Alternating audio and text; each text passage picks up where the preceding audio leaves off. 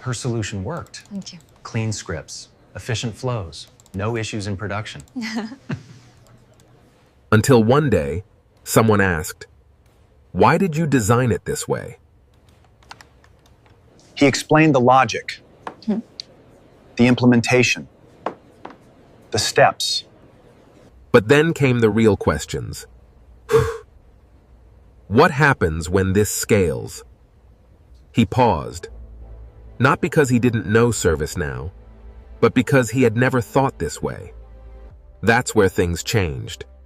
Not more features, but real scenarios that forced him to think.